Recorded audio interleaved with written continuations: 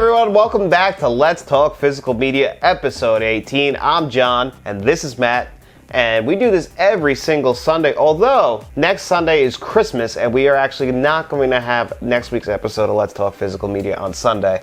That is going to be available on Monday. We're actually going to take the day off because it's Christmas and hang out with our family and friends. But before we dive into any news, questions, or comments this week, if you like these kind of videos and you like 4K movie reviews, film reviews, tech and game reviews along the way, nothing helps the channel out more than by you liking this video and subscribing to the channel. And I hope you all enjoyed this week. Matt did a lot of the heavy lifting this week because I had the flu. I'm still getting over it. That's why my voice sounds a little raspy. But you know what? I'm on the mend. I look good. I feel good. And I'm here today to talk some physical media. But Matt, how was your week? Long, because I watched some decent movies, did some reviews, but I really just wanted to play High on Life all week. Oh my god, what a game. What a game. Yeah, have you guys played High on Life yet? Because it's phenomenal. And I'm just coming off of Callisto Protocol, which was great up until the end. That one, you know...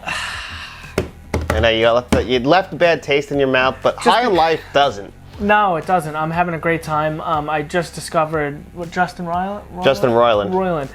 Yeah, so he was on Kind of Funny doing an interview for the game, and then he did the Kind of Funny podcast with them, which was fucking phenomenal. But this guy's hysterical, and after playing the game, I'm not completely... I think John beat it already. But I did. Yeah, I didn't finish I love it. And you haven't beat a game in like years. Oh my god, not like that. I've beaten games, but not like that. I beat this game, like I said, I had the flu all week, so I had nothing better to do. I was either on the couch dying or playing High on Life, and maybe sprinkling some movies in. But yeah, this game took over my life. I loved it because I'm a huge Rick and Morty fan. Like Matt's favorite animated show of all time is South Park, but me, it's always been Rick and Morty since it came around. I love that show. And I just started it. I just started Rick and Morty. What do you think so far? It's okay. I like the game more. Yeah, well, I think. But that's it's early. It's the first season, first few episodes. Yeah. So I'm just getting into it. I don't hate it. I was watching it yesterday. I was working on my RC car right here, watching my TV. Rick and Morty. I knocked out like 4 or 5 episodes. Yeah. They're quick. You know, they go. Yeah, I think once you get into the second and third season, you'll see like how Justin Roiland's like sense of humor, because you notice he voices Rick and Morty, right? Oh, he does both? Yeah, he does both of them. Okay, and why he's always gagging and coughing? What is that about? So he makes that on purpose, like when he's actually recording it. I think he actually drinks beer while he's recording Rick's lines, because it's just him talking to himself, because he does both sides of the character. Yeah. I mean, both characters. So it's just he's just riffing, and a lot of times you'll even see him like when they get to like when they do the intergalactic TV, I think it's called. I can't remember the exact name, and you can just watch channels from every single universe, and it's just him just riffing on things. He'll start laughing like mid-sentence and stuff. It's just because he cracks himself up and everything like that. He just leaves it in the show. What do you do then? It's two brothers and they're gonna. It's called Two Brothers. Two Brothers. Yeah, he's hysterical. And especially the podcast I was listening to on was fucking awesome. But it's a great game. It's my type of it's our type of humor. Oh yeah. Very, very funny. Very, very raunchy. Hysterical. I loved it. I absolutely loved it. The gameplay, it's tight. It's not great. It's not perfect, but it's not bad. They're not trying to reinvent anything. I thought it played fine. I'm having a great time with the story. It's a fun story, but you're really there for the laughs. And there is a ton. Oh my god, yeah. The jokes and stuff. We actually have a full review out that just came out yesterday that you guys should check out to get both of our thoughts on the game. But as far as physical media goes this week, we actually got a ton of news that we have to dive right into. Both Arrow and Criterion gave us their March 2023 releases. Start off with Criterion. You got Chilly Scenes of Winter. That stars actually John Hurd from Home Alone, who is the dad from Home Alone. And he's also on The Sopranos. Plays dirtbag cop in that. I have never seen that. Inland Empire, which is coming from David Lynch. Never heard of that. I've seen that. That actually, it's weird. It's getting a Blu-ray release, but no 4K. But it's coming from a new 4K scan, which is odd. Now, Inland Empire is an ugly-looking movie, but intentionally. Okay. So I'm looking forward to checking it out. Stars Laura Dern. Enjoy. All right. And this is a John Woo movie, Last Hurrah for Chivalry. John Woo, you know, he's the director of Face Off. And Mission Impossible 2, which is the worst Mission Impossible movie. But before he came to America, in Hong Kong, he was a phenomenal action director. You would love his work, actually. because I like Face Off. he does. No, that's what he does. He does action movies. I don't mind Mission Impossible 2. Have you ever seen Broken Arrow? I hate you for saying that. Mission Impossible 2 is awful, but Oh, Broken Arrow. that's the Christian That's Travolta and Christian Slater. Yeah, no, I haven't seen it. Oh, you would love that too. That's also John Woo. Do I have that? I think that's his American film debut. You would love No, that movie. I don't think I have. I think I was waiting for a 4K. Oh yeah, I think that would come. That's a perfect film for a 4K. Yeah, but John, yeah. It's a cheesy action movie, but it's a lot of fun. It's a Matt movie. Is Travolta the villain? Yes. Perfect. I love Travolta as a villain. Taking a Pelham 1, 2, 3, Swordfish. Fucking I love bad Travolta. You do. And then the final one that was announced that I haven't seen is a noir is Mildred Pierce, and those are the March releases. And the only one that really sticks out to me that I really want to grab day one is Inland Empire, because I love David Lynch and I own all his movies. And I think I just don't own that. Any relation to Kane Lynch? No relation to him. No Lynch. No relation at all. You know Kane Lynch, the game, right? I've played it with you. Bad game. Okay. I actually want to revisit that because I think I'd like it more now. Didn't it get a sequel? Sure did. And then we got our March releases from Arrow, and the biggest release that sticks out to me on here is actually not an American release, it's a UK release, but it is a 4K. Shit. So, and that... Stand up and show your shirt. Okay. What? We didn't do this on purpose, by the way. Oh, no, wow. They're both Home Alone. Yeah, well, that's the Christmas time, you know, you Yeah. gotta have your Christmas t-shirts on. 'Tis the season. Yeah. I love Home Alone. Great movie. But the big one that got announced is Boyhood, and that's a 4K Blu-ray that's coming, and that's directed by Richard Linklater, who you know who did Dazed and Confused. Okay. He also did the Before trilogy, School of Rock. What's Boyhood about? Boyhood, actually, he filmed this, I believe, over 12 years. So every year he would get the same cast together, and this cast includes Ethan Hawke and Patricia Arquette, and they would film scenes for this movie. It took him 12 years, I believe, to make. Jesus. So he would get everyone together. It's supposed to show boyhood, like it's his rise until he's an adult. You know, they go through a divorce and everything. Actually, I really like this movie, and it's really cool how they did that. A movie that took him 12 years, like that's an achievement in filmmaking.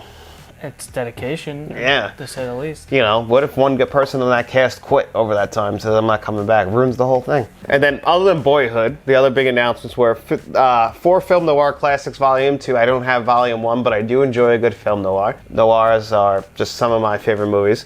Blade Runner would be like a sci-fi noir. That is a noir, yeah, 100%. It's that would be considered a neo-noir.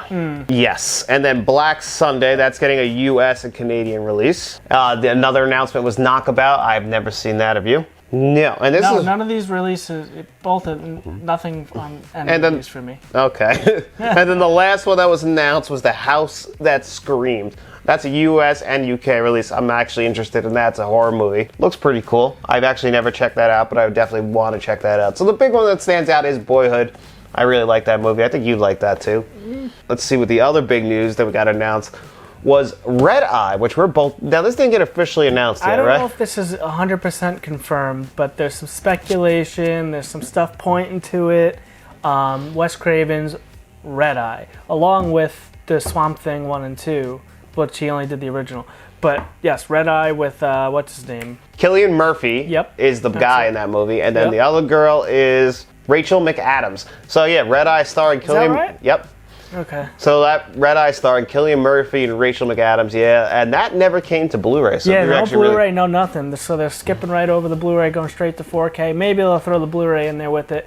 But if that comes out, that'd be fantastic because I can finally complete my Wes Craven collection. Oh wow, that's the one holding you back in Swamp Thing. I have a handful, but they're still available. It's like I think like Deadly Blessing or the one with the robot. Oh yeah, okay, yeah. There's a few in there. There's a handful that I haven't cleaned up yet, but Red Eye's a great movie. That deserves. Red Eye is great. Yeah, and it's not even on Blu-ray, which is crazy. That came out the same year as that other stupid movie that he did that you really like, the werewolf movie. Cursed? Yeah, I hate that movie. I don't really like it. I just thought it was okay. It's okay. It's bad. It has one of the worst transformations. My soul.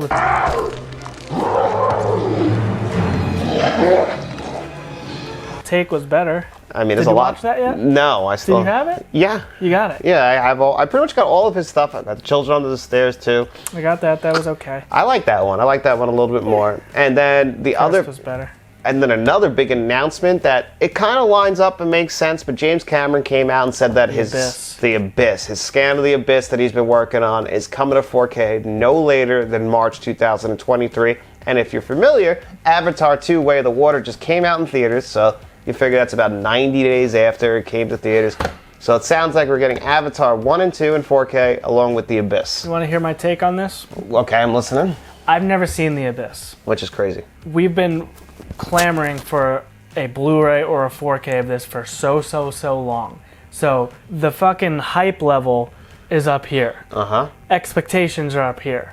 And I feel like it's not going to deliver. I've never seen it. And isn't it like part documentary? No. So The Abyss is about, basically they're an underwater team. But it's like, it's not a horror movie. It's a I would say it's a romantic horror sci-fi movie that I would say also, yeah, because I'm gonna watch it. Spoiler alert. Do you want to know anything about it or no? No, I want to kind of go in blind. Okay, because like it's got kind of a cool little like element to it that doesn't work for a lot of people. I know the ending doesn't work for a lot of people, but I really love it. It's got one of my favorite names of a person ever in Elizabeth Master Antonia in it, along with Ed Harris. So, like, the cast is stacked. You got Michael Biehn in there. Michael Biehn. Yeah, Michael Biehn. Kyle Reese. Yep. And, like, it's definitely a movie you're going to like. It's going to look beautiful on 4K. Okay. There were rumors that he was playing around with the frame rate in this. Like, so. That and Titanic. Yeah, I heard those rumors. And he definitely, it's not something that he has that technology available. I just saw Avatar 2 Way of the Water, and that frame rate stuff he was playing around with looked definitely awesome. I can only imagine what it does to older films. I just hope he doesn't do like what he did with the T2 scan and wipe away all that and just do way too much DNR. So I'm a little nervous, but we'll see. Yeah, I definitely want that. I want True Lies. Oh, True Lies. Yes, True Lies is another one because you've never seen that either. No, I have the VHS right there, though. Oh, you should watch the VHS. True Lies is a great movie. I know. That's a really good movie. I have to see that. And the cinematography is very similar to the cinematography on T2. So, like, you'll get that, like, kind of very, like, blue tone to it that you see in T2 that I really appreciate and I think you're going to really like as well. Yeah, I should watch the VHS. And then 2 other announcements we got that have confirmations. Pop it on the CRT. Yeah, pop it on right back there. Yeah.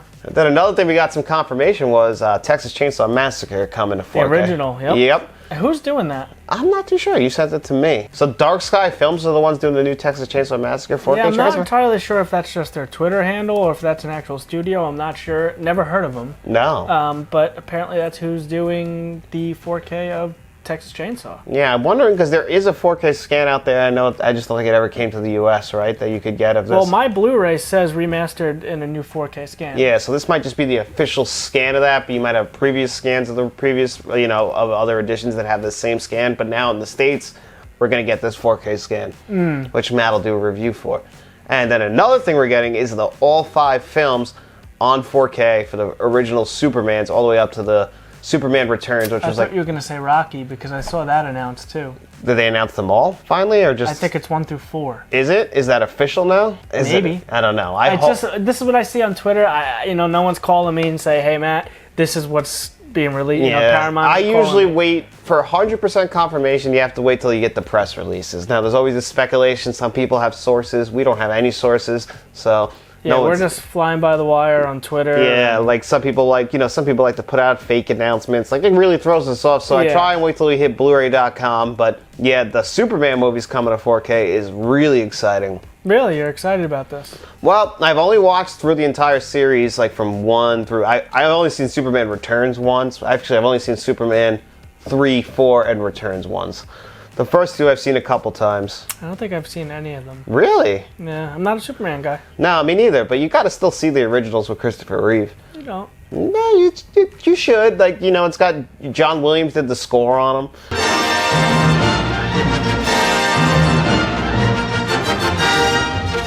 And it's one of the most iconic scores ever. John Williams did it? Yeah. No shit. It's probably one of his most famous themes. And you also get Gene Hackman as Lex Luthor. And I love Gene Hackman. Say his most famous? Jaws. It's always Jaws. No, it's not. His most famous? Has to be Jaws. His most famous is either... Okay. Or Star Wars. Star Wars is his most famous. Star Wars, Jaws, or Jurassic Park. Those are my top 3. Jurassic Park is my... No, my personal favorite, his entire scores is E.T.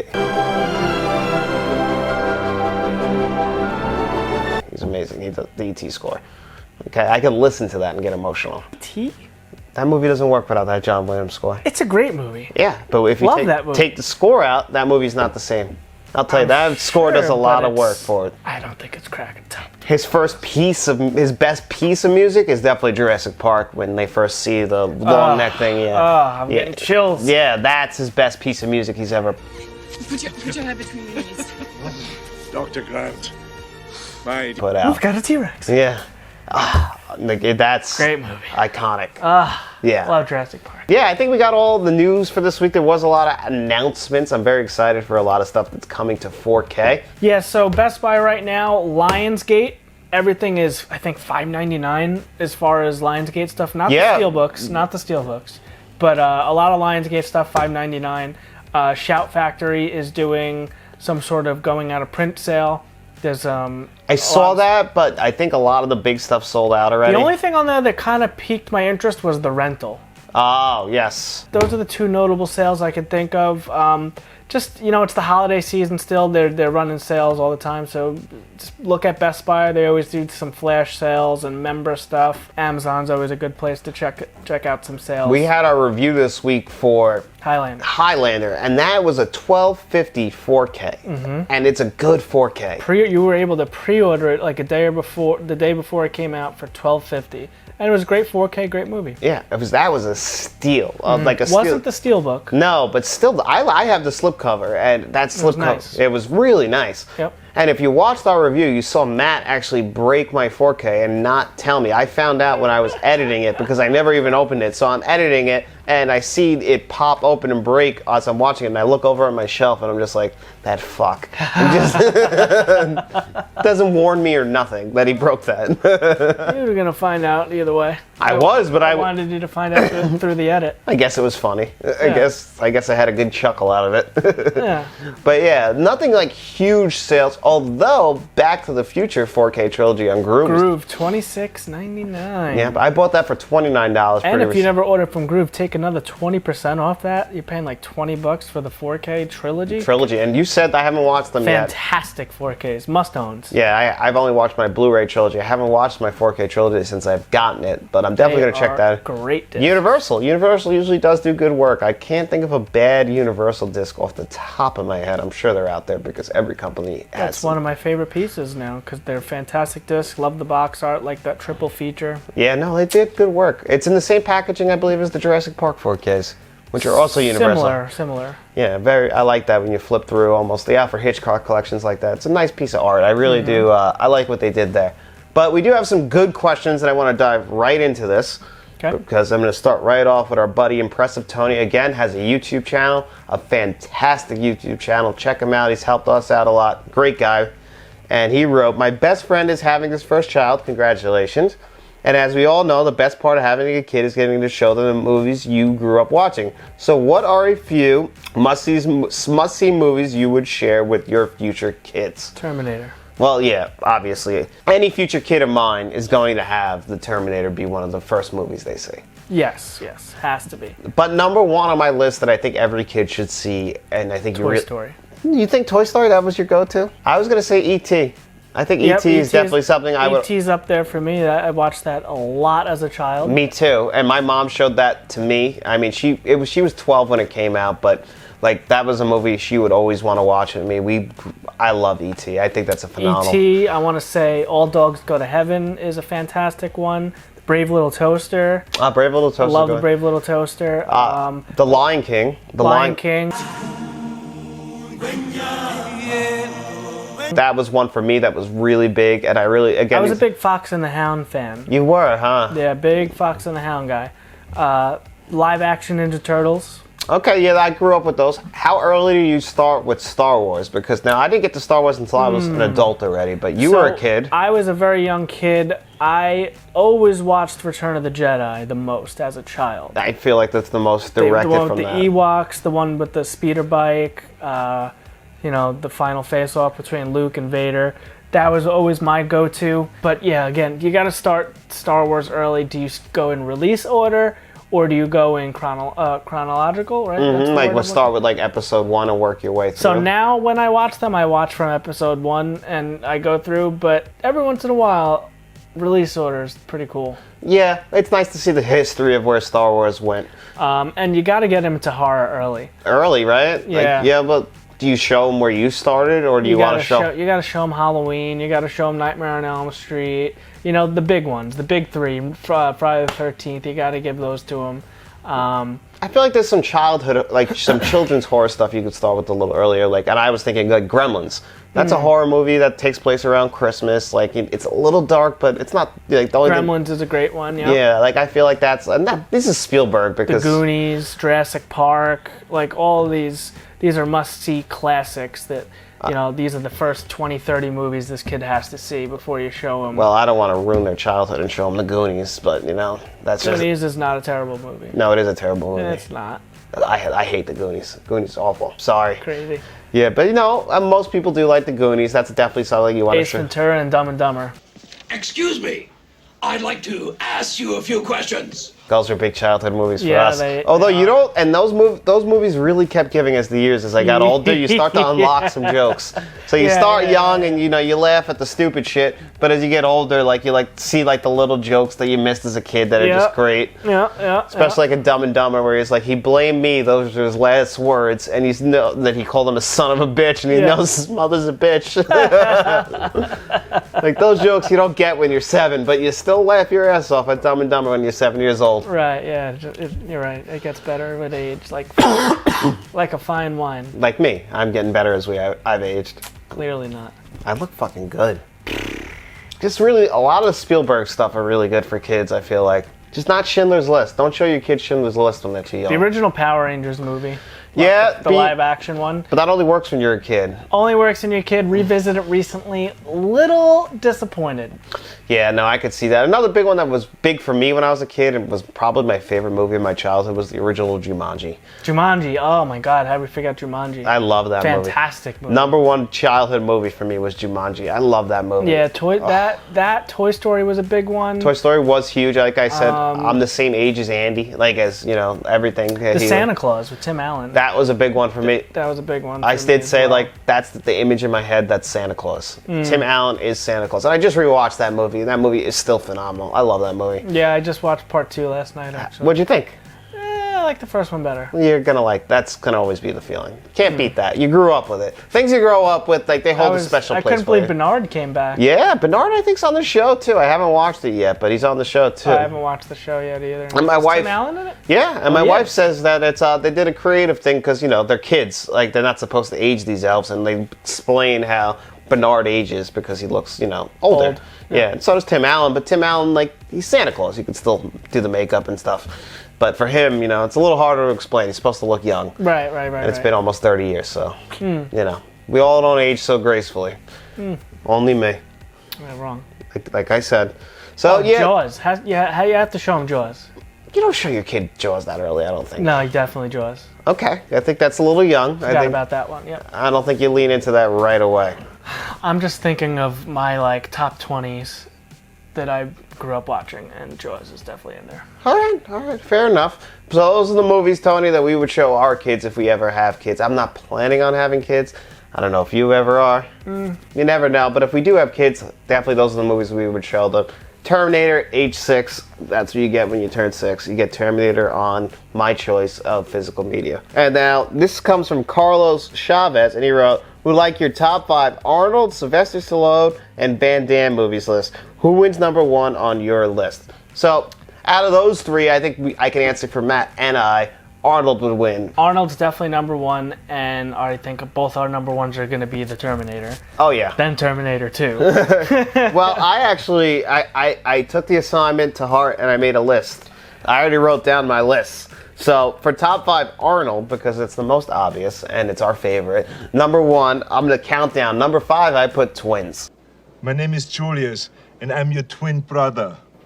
Oh, obviously. The moment I sat down, I thought I was looking into a mirror. Never seen that yet. You still haven't seen Twins? No. How? I just haven't gotten there. Oh my, Danny DeVito and Barbara. I know. I need to see it. I want to see it. It looks great.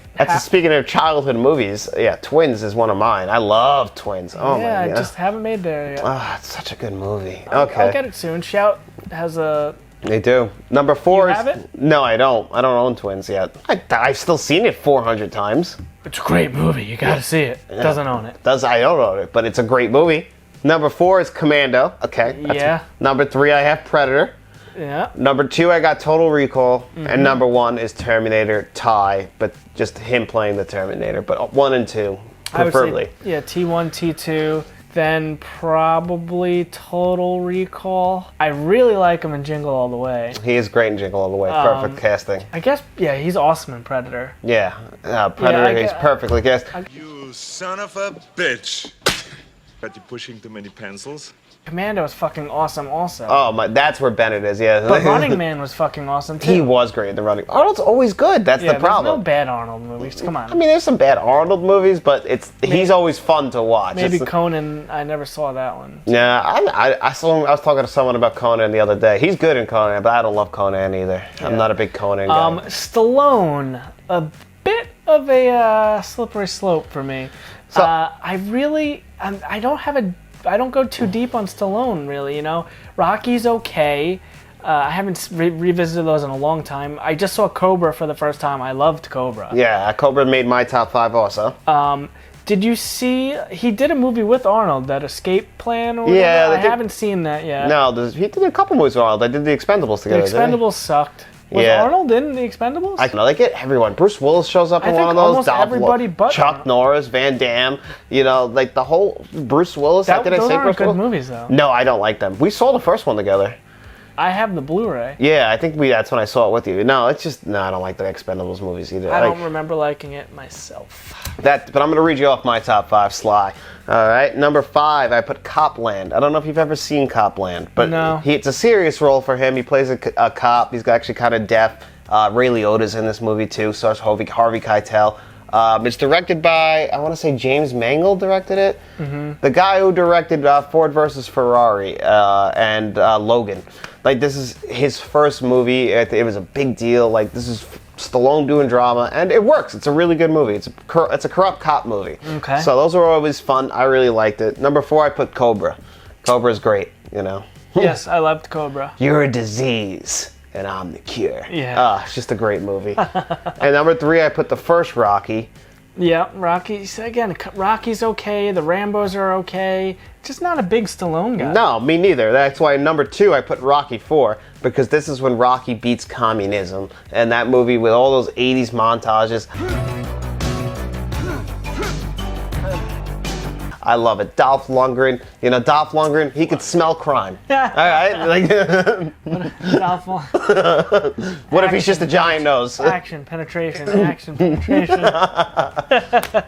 Rocky 4. And then number 1, I put First Blood. The first Rambo movie. It's his best movie. That 4K is $5.99 right now. Yeah. If you want to see the best of Stallone, goodbye. That's it. And then he asked us about Van Damme, and I'm going to be honest. We don't go too deep on Van Damme either. Don't go too deep on Van Damme. I think I only own 2 Van Damme movies, and I've only seen one, Universal Soldier, so that has to be number 1 by default, because I think that's the only Van Damme movie I've ever seen. We just said The Expendables. He's in, I think, 2 and 3. Is he? Yeah. I saw The Expendables once years ago. I don't even count it anymore because I don't remember a thing. He's in an episode of The Fresh Prince of Bel-Air, I believe. And there's a great line where he's like, Jean-Claude Van Damme, I'm fine. What's the other, what's that other movie I just got? Oh, Hard Target by Kino Lorber. That made my list, number 4. Really? Yeah. So this is as far as Van Damme. And what's the other one? What's his name with the hair slicked back? Oh, Steven Seagal. Steven Seagal. So I've seen a lot of Steven Seagal, and I've seen a lot of Jean-Claude. The only time I think is Steven Seagal is Family Guy. Oh. Who's the guy in the wheelchair? Joe.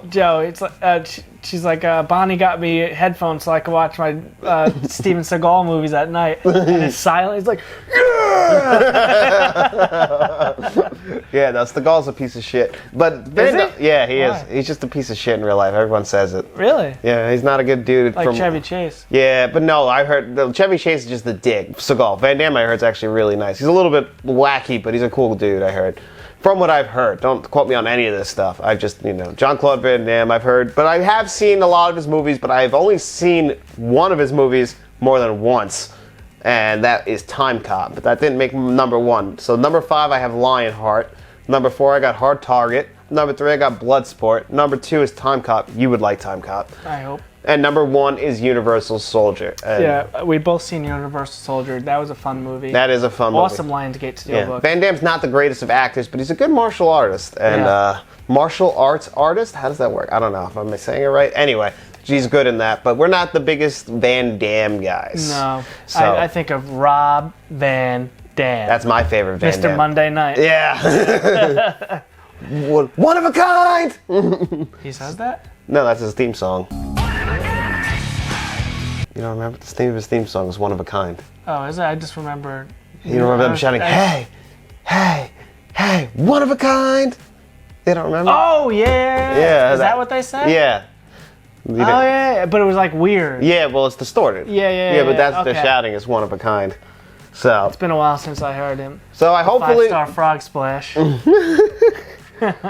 Mr. Chavez, I hope we answered your question. Sorry about Van Damme. We're just not big Van Damme guys, so I can't give too much, love for him, but I have seen a few of his movies. Yeah, I'm strictly an Arnold guy, really. I don't really stray too far from the path. Now, I'm not a big Stallone guy myself, but I've seen a lot of Stallone movies, obviously. I've seen every Rocky movie, every Creed movie, I don't even think I finished all of those. All the Creeds? I never seen any of the Creeds, but I don't Creeds are even good. think I've made it through all the Rockies yet. I like the Rocky movies. Like, my mom is my brother, same thing, huge Rocky fan, so I grew up with the Rocky movies. I don't love them as much as they do. I'm just not a big Stallone guy, like just Arnold, man. Like, Right. You were Team Arnold, you were Team Sly, and I was always Team Arnold, and so was Matt. We float around with him and those big juicy muscles that he had. Our next question is from frequent question asker Kevin L. How often do you blind buy movies, and what is the best blind buy in your collection? Well, John blind buys every movie because he is blind. Yes, correct. But actually, to answer your question, I actually don't blind buy that much. Matt blind buys a lot. Matt still blind buys off of commercials. The only person that commercials still affect is Matt. Trailers. Yes, well, movie trailers. So, but like, he when sees them in commercials. So if I'll put a disc in and then I'm setting something up and something will catch my eye on the screen, I'm like, oh shit, how much is that on Amazon? Oh, a couple dollars? Sure. Send it to the house, let me check it out. Yeah, I guess I'm still holding on to the past where you would go into the store, you'd pick it up, you'd look at the box, you'd look at the name, and you'd be like, oh, okay. Does the price reflect what I'm seeing on the box? Okay, yeah, I'll give it a try. I still enjoy doing that, although it's really hard to find a store that has more than like 10 fucking movies on the shelf. Yeah. If that. So it's harder and harder to blind buy, but as far as, I don't know if watching the theatrical trailer is really a blind buy because you're seeing a taste of it. Yeah, like I was thinking like if like you're just scrolling and you see like a cover that catches your eye still. And the last time I blind bought something that I truly fell in love with, and actually this is the most recent addition to my top 10 movies of all time, that's Paris, Texas. Wim Wenders, he's a German director, and he made, I think, one of the best American movies about America ever.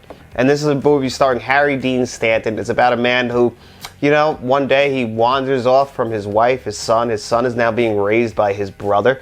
This is starring Harry Dean Stanton, his best movie. And basically, like, one day he gets a call, his brother, about they found him. Like, he has been gone for like 5-6 years. He's been raising his son. His wife is gone too. She still sends money. What happened to him? Why did he abandon his family? And it has one of the best scenes I've ever seen in a movie where he finally does, not to spoil anything, but he does catch up to somebody from his past. And they have this scene with a two-way mirror, and it's just beautiful. It makes me cry every time. It's one of the most beautiful movies I've ever seen visually. And I bought this only because, if you see, it's got the Criterion logo, and I was just started collecting Criterion movies, and when you were trying to pre-order the Xbox Series X, it was a real pain in the ass from Best Buy.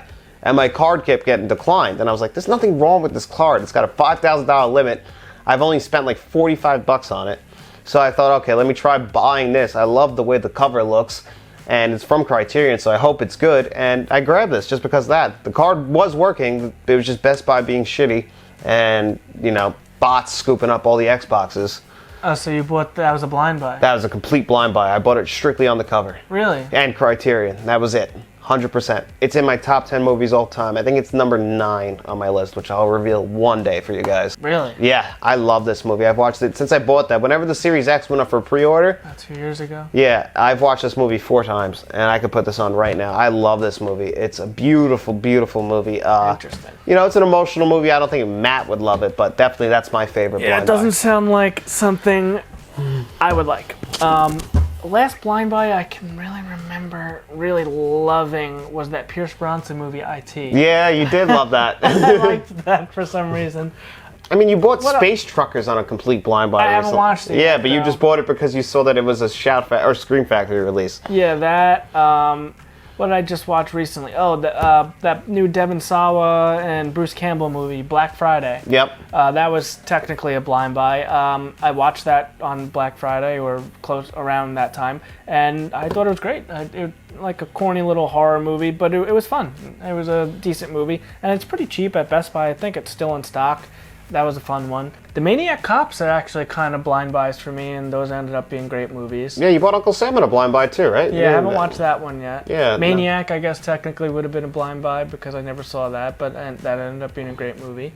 Yeah, I don't blind buy myself much. I usually do a little bit of research before I buy a movie nowadays. Yeah, well, I'll do some research too, but like I'll play with anything in like under $15 because if you go to the movies, you're gonna spend more than that. So at least if I get to take the thing home, if I don't like it, I could sell it, trade it in, return it, whatever, and then at least I get to watch it in my comfort of my own home, and you know, I put it on the shelf. I like to look at it. That makes sense. It makes sense. Yeah, blind buys are a little bit more of a risk that I'm not usually willing to take. I've gotten burned on some blind buys. The one that comes to mind is Foxcatcher, starring Steve Carell and Channing Tatum. I didn't love that movie.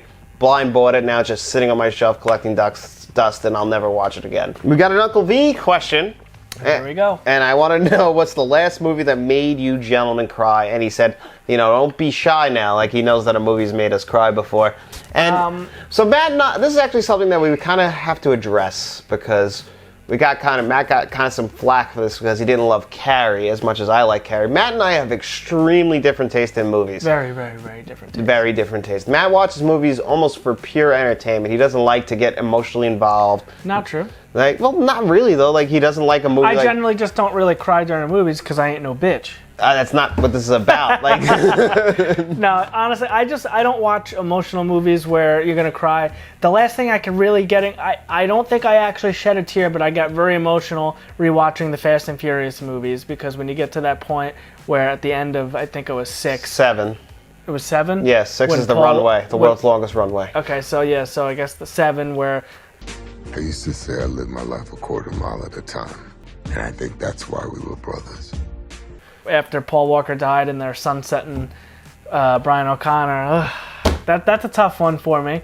But you still didn't shed a tear, huh? I didn't cry. Did you? What? No, I didn't. I don't really like the Fast and Furious movies. There's nothing emotional about any of those characters. Really? Yeah, no. So you that's weren't not my family. You No. weren't yeah, I'm part of that family. No, I don't like... Uncle Dom. Corona's all right. That's all I'm going to say. But yeah, so I would say the Fast and Furious 7, that one gets me a little emotional. I didn't cry. It was like tears of joy watching Top Gun Maverick for the first time recently. Like, I was just so excited. It was the opening scene when they hit Mach 10 or whatever it was. Yeah, right? that's incredible. Yeah, that was a pretty awesome moment. I got a little emotional at the beginning of that when they did the produced by Jerry Bruckheimer and / Don Simpson. Because Don Simpson died in 1996, and it's nice he still gets the producer's credits, the same opening credits. Yeah. That got me a little emotional. I didn't shed a tear though. And then most recently, Clerks 3, when Dante... Spoilers. Yes, when Dante dies. That one hits. Yeah, that one I got a little lump in my throat, but Lump in my throat, didn't cry. Yeah, no. I get the lump. I've never shed a tear to a movie. Really? I've shed tears for a lot of movies. 2 movies that I actually put on when I want to cry because they can get me every single time is Terms of Endearment and My Life starring Michael Keaton. If you want to cry, put on both of those movies. Something about someone getting cancer and passing away. Just watching that, it gets me every single time. But the last movie to make me cry is actually my favorite movie of 2021, and that's 9 Days. So this movie, it's a very simple movie. I guess it's not really simple. It's a little complex. Stars Winston Duke, who many people will know from the Black Panther movies and Us. Basically, it's about a guy played by Winston Duke. He gets to choose souls who ends up becoming people on Earth. I have another one. Okay, but let me finish this real quick Okay. because I do love this movie and I want people to see it. Because when I bought this, there was not a single review on Best Buy for this movie, and it's my favorite movie of 2021. A guy like literally trying to pick out who is the most worthy of going to Earth and is going to make the most of their life. Because at the very beginning of this movie, the last person he picked to go to Earth, because he's watching them, she actually ends up killing herself. So he failed somewhere and he can't forgive himself and he can't figure out why this happened. And it's just incredibly sad, this movie. And the very end of this movie, yeah, I broke down crying. I love this movie. So no new movies in 2022 made me cry for the whole year. But 2021, 9 Days, check this one out. So you said there was one more movie that made you cry, right? Yeah, one just, I think if the camera angle changed, it's because the battery died, and I feel like this is off, but I don't remember what it looked like. But the last one that popped into my head while you were talking, Tony Stark in Endgame. Oh, that was sad, and that did get me. Yeah, I love you 3000, and Tom Holland just holding him to, come on. Yeah, no, that was emotional. Losing Iron Man, that was tough. Tony Stark. I mean, it was tough in the beginning. In the first one, actually, what was before Endgame? We had Infinity War, and when he's like, "I don't feel so good," and he disappears, and Tony feels like he just let him down. Like you see it in Robert Downey Jr.'s face. Tom Holland. Yeah. No, they got you both times. They got you on coming in, they got you going out. Yep. No, definitely, no. Those you do get attached, and I feel like, although Wakanda Forever did get me a little emotional, they still just haven't hit that emotional arc of leading up to Endgame that I really hope they do. Yeah, Endgame, that was this last Spider-Man was good. Yes. That was like the last great Marvel movie, in my opinion. I said Wakanda Forever, I really stand behind that. I haven't seen that one yet, so I can't speak on it. No, really good movie. And we got 2 more questions, both from Dennis Cinema 4K. And this might fall under review, but I was hoping Matt could review or at least talk about Cloak and Dagger from Vinegar Syndrome, VSU. I have Beastmaster and Roadhouse, and Cloak and Dagger is on my list, and I'd like to hear Matt's thoughts on the transfer movie. Thanks. Now, we do have a full review on this, and I know we told you about that in the comments, and I'm sure you checked it out by now, Dennis. But yeah, Matt got this. This is actually his first, I believe, Vinegar Syndrome release, right? This was actually sort of a blind buy, because I heard that it was going out of print or something, and I saw this awesome set, and I had to have it. This might have been my first Vinegar Syndrome. It was. Actually, because I had this for a little while now. So this has kind of got the same kind of box as Roadhouse has, so it's got that magnetic flap on it, and once you pop this puppy open, there's that ribbon John likes to rip out. I don't rip it out, I just didn't know what its use for it was. And once you pop that puppy open, you have the inside of the box. So if you've ever seen the movie, it's about basically an Atari game. So they did this really super cool slipcover that looks like an old Atari thing. They even got the little sticker on it, the price tag that you would see in a secondhand shop. Awesome movie. It was really fun. I think if I saw this as a kid, because this kind of lines up with like E.T. because the kid's in it. Yeah, it came out, I believe, this is 1983 or 84. So Henry Thomas is in this. Yeah, so I think I would have liked this a lot more as a child, because I would have connected to it more. So going into it as older, it wasn't terrible, but I think I would have loved it more as a kid. It was a fun movie, and I think the transfer was very, very well done. I remember it looking pretty damn good. Yeah, no, and I'm not surprised. Vinegar Syndrome is becoming one of my favorite studios, and actually now after playing Speaking of High on Life, I'm actually going to grab Tammy versus the T-Rex from them because I really want to see what that movie is. The fact that... Well, you don't even have to. You could just watch it in High on Life. You can, but I want that 4K. Yeah. Well, I don't know. On 4K? I'm not even 100% sure. I just know that Vinegar Syndrome has the rights to it because the whole story goes is that Justin Roiland reached out to them because they have the rights to Tammy versus the T-Rex, and they actually gave him like a bundle of 4 movies that you could watch in High on Life. One of them is Tammy versus the T-Rex. Another one's Vampire Hookers, and there's 2 more in there. I forget what the other one. But one of them has this clown in there, and that actually I kept walking into the house when he's talking, this clown on the screen. Looks just like Joaquin Phoenix's Joker, actually. I wonder if it inspired that. I could be wrong, but it's weird that it looks very similar to it. The fuck is Bat Pussy?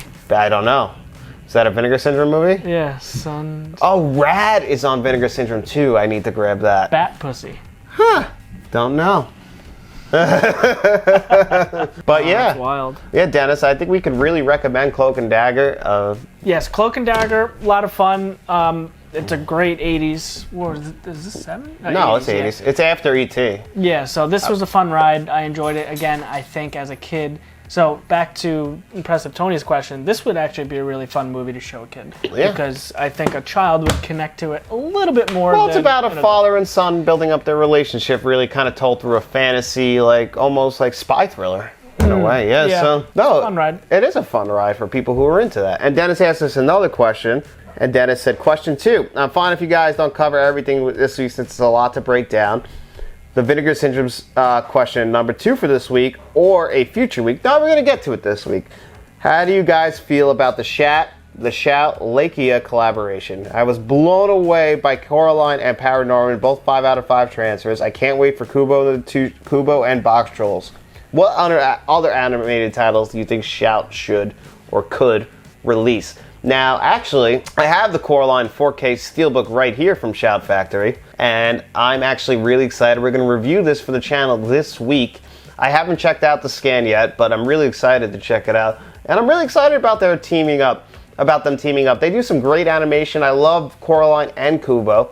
I haven't seen everything, like I haven't seen Box Trolls. I have seen Paranorman. They do some awesome work, and I think they do fit in really well with the Shout Factory brand. And this Steelbook is, it's gorgeous. So, and this is kind of a horror movie, so I think that really does blend well with the Shout Factory brand. What other movies do you think that Shout Factory should release as far as animation goes? Because Shout Factory, I believe this is their first time that they're doing animation. And, so I'm really excited to see what they do next. The rest of the studio's releases with Shout come out, I believe, January or February next year. Okay. But yeah, this is a bit of a gray area for me. I'm not too familiar. Well, you got to figure, so they're not going to be doing, there's not a lot of big animation studios around anymore. I would have said Heavy Metal would have fit in, with the Shout and Scream Factory. That just came to 4K. Yeah, that's why I said, yeah, so that wouldn't fit in well now. I don't think that's Shout Factory. No.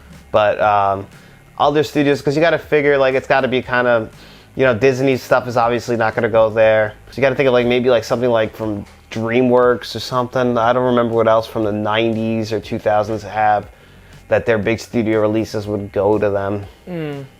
Nothing off the top of my head. I could see some anime like Ghost in the Shell. I think would definitely fit in really well with them, because Ghost in the Shell is one of my favorite animated films of all time. Or even Akira, but that also has a 4K release and is also another big anime that I don't think that Shout would get their hands on, but that would actually be a good one for the Criterion Collection. That's one of the big ones that turned the United States into a place that really started to like anime, because I don't think without Akira we'd have that here in the United States. I think that'd still be very big just in Japan. So I don't know. You have anything to add to this? I don't. This is all you. Yeah? No, I'm a big fan of animation. I'm not gonna lie. Pixar's my favorite, but I love the Studio Ghibli movies, and there's a bunch of really good animated movies out there I think you can check out. Adult animation, there's really not too much anymore. The last one we got was Sausage Party, and that was a real big disappointment. Yeah, a little bit. So. Bit of a disappointment. Yeah, adult Beavis animation. and Butthead, those are fun. They are fun. I'm just thinking of adult animation. South Park, Beavis and Butthead, Rick and Morty. Rick and Morty doesn't have any movies, but yeah, adult animation. Yeah, I guess leans more on cartoon, on the channels. Yeah. I think TV shows more have those. But anyway, guys, that's gonna do it for us this week on Let's Talk Physical Media. Leave your comments, questions, concerns down in the comment section below while you're down there. If you like these sort of videos, make sure you like this video, subscribe to the channel, and tell all your friends.